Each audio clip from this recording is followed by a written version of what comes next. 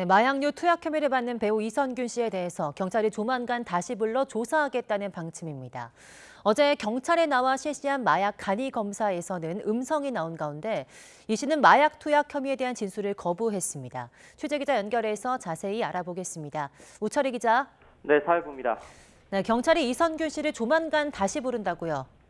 네, 그렇습니다. 마약류 관리법상 대마와 향정신성 의약품 투약 혐의를 받는 이선균 씨는 어제 경찰에 나와 1시간가량 조사를 받았습니다. 경찰은 압수 영장을 발부받아서 이 씨를 상대로 마약 투약 여부를 확인하기 위한 간이 검사를 시행했습니다. 결과는 음성으로 확인됐습니다.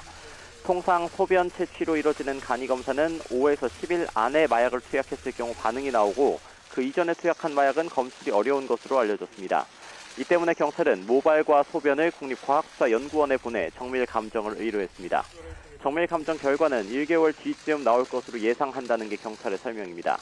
경찰은 또 이 씨의 휴대전화와 차량을 압수해 통화와 대화 내역 등을 분석하고 마약 투약 혐의와 관련한 구체적인 사실관계를 확인한다는 방침입니다. 다만 이 씨는 어제 조사에서 마약 투약 혐의는 물론 본인이 고소한 협박과 관련한 진술도 거부했습니다. 이 씨는 경찰 출석에 앞서 취재진에게 불미스러운 일에 연루돼 많은 분께 큰 실망감을 드린 점을 진심으로 사과한다면서 성실하게 수사에 임하겠다고만 밝혔습니다.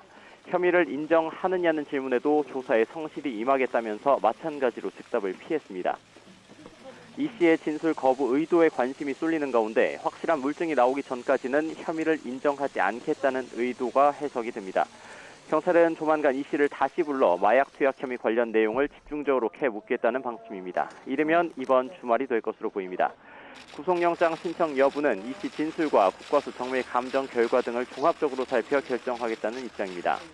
경찰은 다만 마약 투약 혐의를 받는 G드래곤 권지용 씨의 소환 시점에 대해서는 정해지지 않았다면서 신속하게 수사를 진행하겠다는 원론적인 입장을 고수하고 있습니다. 권 씨의 경우 이번 수사의 단서가 된 서울 강남 유흥업소 실장 A씨의 조사 과정에서 확인된 증거와 사실관계가 이 씨에 비해서는 덜 구체적인 것으로 알려졌습니다. 경찰은 재벌가 3세와 연예인 지망생 등 모두 10명을 마약 혐의 관련 수사 선상에 올려놓고 수사를 진행하고 있습니다. 지금까지 사회부에서 YTN 우철입니다.